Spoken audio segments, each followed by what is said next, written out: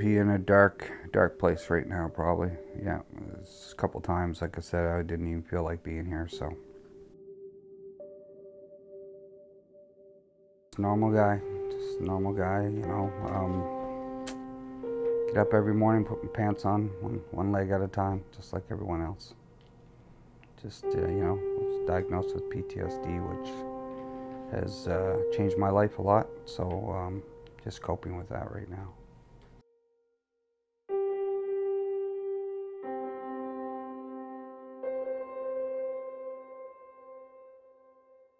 This one hits here, that one hits here. When you look at Sonny Wicks, you would never know he lives with post-traumatic stress disorder. Unlike other illnesses, PTSD is camouflaged, not like a physical injury, which you can see with the naked eye. But for Sonny, living with his mental health struggles isn't something new. It's something he's dealt with since his early days. Childhood, I was, believe it or not, when I was born, I only weighed 3 pounds, and I was in an incubator for 6 weeks prior to coming home. When Sonny was younger, he boxed all over the world and often worked himself to the brink. This is where his struggles began.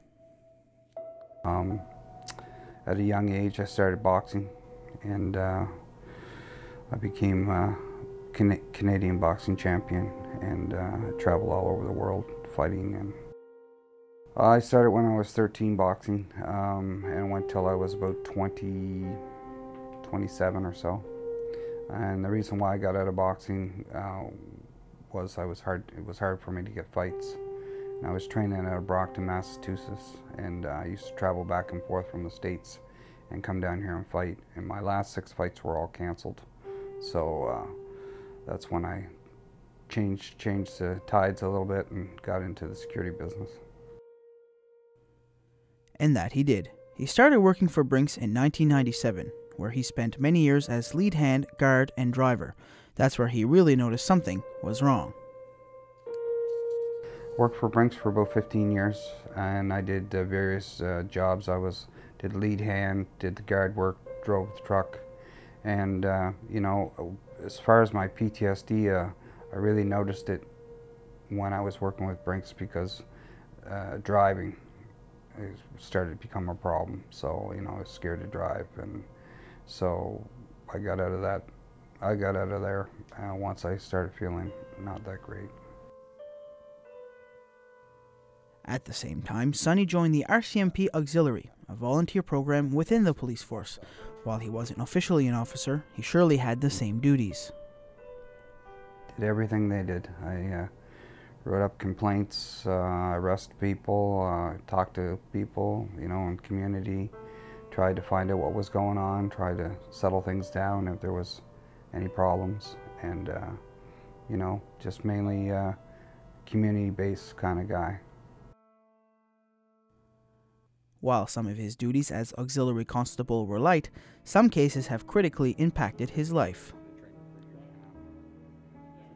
I think seeing some of the things that I saw, you know, and like I said, you know, the RCMP, you know, that type of work, you never call the RCMP to come over for a cup of coffee, right?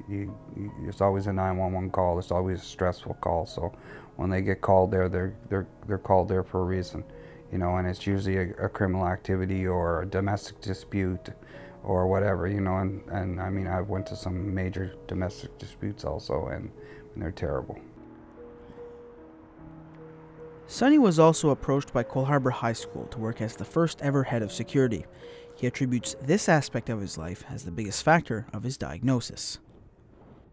When I got over here, there was the head of human resources for the school board and Gary Hartland, and they asked me if I'd come over and work with them because you know, there was a sort of a volatile situation going on at the school, and they thought that, you know, that I worked good with the students, and they wanted me to come over and help them out here.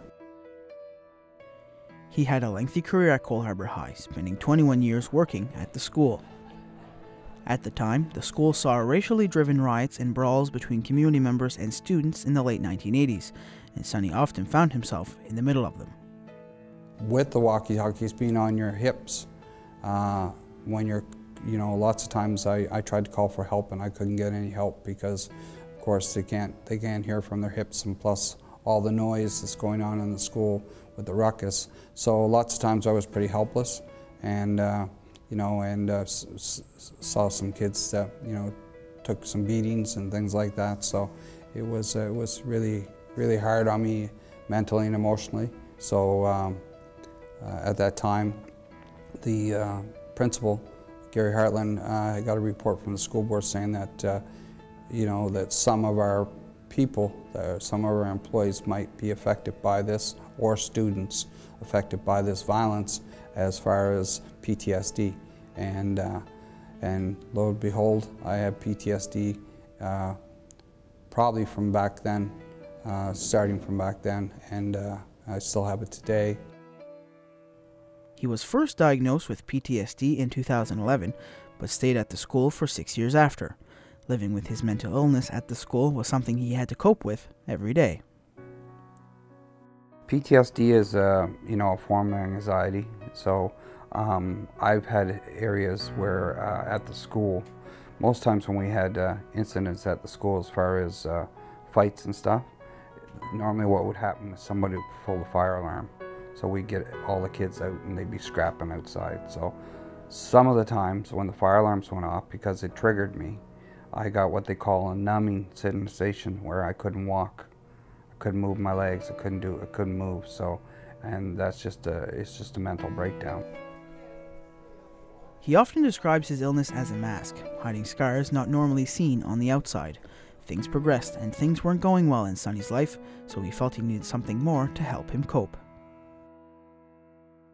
Wearing a mask, what I'm saying is about that is it's an injury, it's a mental injury, and by wearing a mask people don't see it. It's not like if I had a broken arm and I had a cast on me, they could tell, hey, this guy's got a broken arm.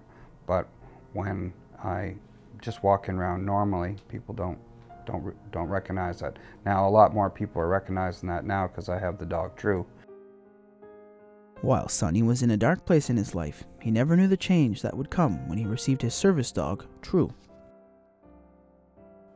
She was matched with him in 2015 and was trained as a puppy specifically for Sonny's needs. She was trained for his PTSD and his OCD. He received her when she was still young, and she has been his service dog for just over 2 years.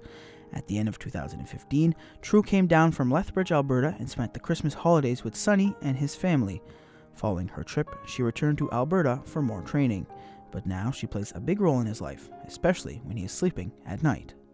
Normally what happens is I'll fall asleep and then some sort of nightmare will come. You know, it could be anything. Wake up and you can't go back to sleep. But normally what happens now that I have the dog is trained for night terrors. And how these dogs work is they work off it's called cortisol. And it's when your anxiety heightens, you send off a smell off your body, and the dogs react to that. So what she would do is she would trigger, and she would jump up on me and stop me from, or if I'm having a nightmare, she knows automatically before the smell of my body starts to change, she'll wake me up before I have the nightmare. So she does that. She also helps out with Sonny's day-to-day life. I can drive my car again, which I wasn't able to drive for almost 3 years, like driving any distance. Couldn't drive over the bridge. I used to drive all the way around to Bedford to get to Halifax. So, you know, as soon as I got her, we went on a nice long trip, and you know, it helped me out. While in Alberta, True was trained to adapt to some of the elements in Sonny's life.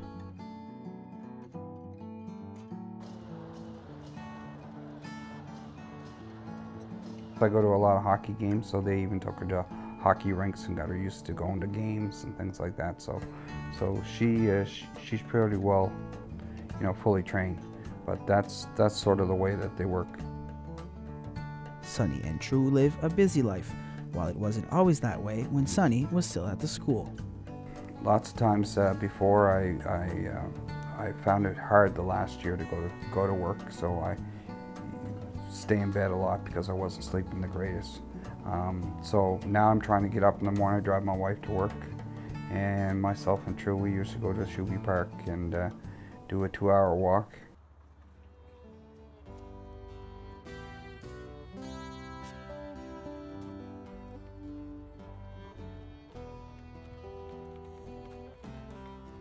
As soon as I get the vest out and put it on her, as soon as I snap that buckle together, she knows automatically that she's working. And she's a totally different dog. She's just a working dog, man. Once that vest comes off, she runs around and has the stuffy, has toys, and runs around like a normal dog. The cost of a PTSD service dog can be expensive for their owner, but Sonny was the first person to have their dog paid through Mental Health Nova Scotia. Because of his PTSD, Sonny has had to leave his job and will be placed on long-term disability. He didn't want to leave his position at the school, but his doctor said he had no choice.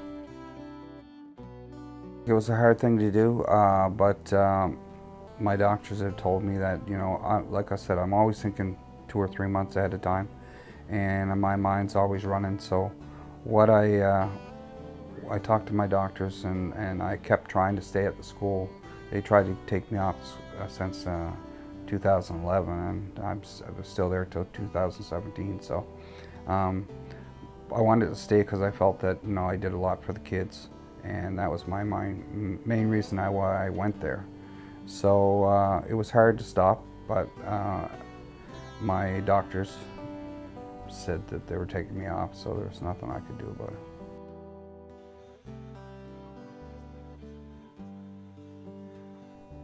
Sonny says he's going to start his own business to bring in service dogs into Nova Scotia, not only for PTSD, but for other illnesses too. He will also hike the Cabot Trail in July of 2017 to bring awareness to mental health in Nova Scotia, and aims to help those who have helped him get to a new place in his life. Sonny says he knows PTSD is something that he will have to live with forever, but True just makes it a little easier. You know, with having her, she's, like I said, you can always come home to a dog. That's what I tell everybody. And the dog, you can be upset, and the dog's always wagging its tail, and always glad to greet you. So, I mean, you know, you can be mad at the dog, that they never ever lose their comfort. So, you know, so that's mainly what I think about True. You know, every day I look at her, she makes me happy and keeps me going.